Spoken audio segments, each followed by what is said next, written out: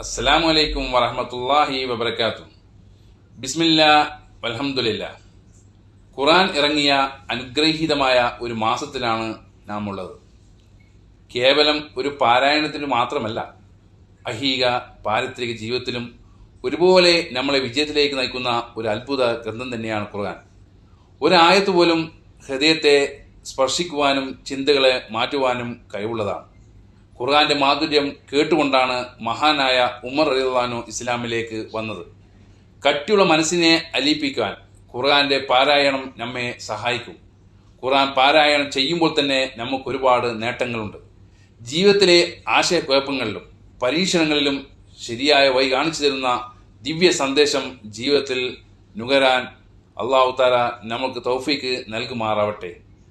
ആമീൻ. അസ്സലാമു അലൈക്കും വറഹ്മത്തുള്ളാഹി.